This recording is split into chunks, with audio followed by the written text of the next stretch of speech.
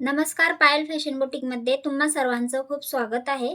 तर आजच्या व्हिडिओमध्ये आपण सिल्क थ्रेडपासून चेन स्टिच कशा प्रकारे करायची ते पाहणार आहोत. तर त्यासाठी इथं मी हा एक रीळ घेतलेला आहे.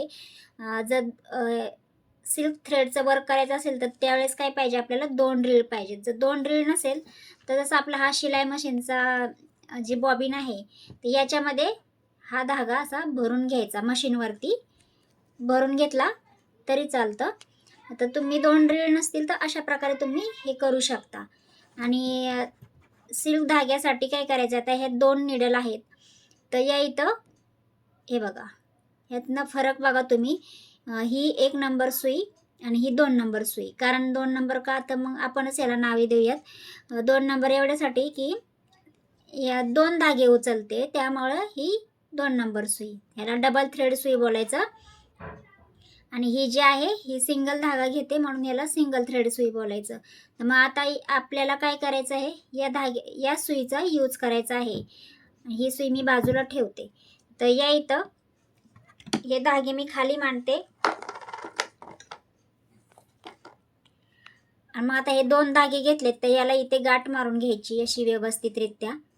गाठ मारून घेतल्यानंतर ना मग जसं आपण चेन स्टिच करतो त्याच पद्धतीने करायची आहे. आता बघा, या इथं सुरुवात करायची. कधी बी झालं ना, तर जेव्हा पण आपण सिल्क थ्रेडचं किंवा कोणत्या पण थ्रेडचं वर्क करू, तर त्यावेळेस एक बेक टाका घ्यायचा.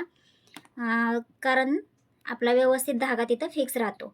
जरी खालची गाठ सुटली ना, तरी ही गाठ आपली कायम राहते. आणि हे बघा, आता ह्याच्यामध्ये किती आले, हे 2 धागे आले ना, तर मग त्यासाठी सिल्क थ्रेडचं वर्क करताना नेहमी डबल धागा घ्यायचा. आणि मग जसे आपण चेन स्टिच केलेली आहे त्याच प्रकारे ही चेन स्टिच करून घ्यायची आहे. एकदम सोपी पद्धत आहे.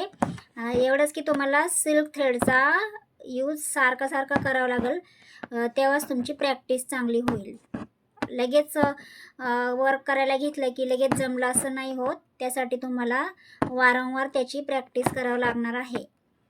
तर बघा, एकदम सोप्या पद्धतीने आपण हे सिल्क थ्रेडचं चेन स्टिच करून टाकली. बघा, व्यवस्थित अशी ही चेन स्टिच तयार झालेली आहे. एकदम सोपी पद्धत आहे. त्यासाठी तुम्हाला डबल थ्रेडची नीडल यूज करायची आहे, सिंगल थ्रेडची नाही. तर व्हिडिओ आवडला असेल तर लाईक, शेअर, सबस्क्राईब नक्की करा. बाय.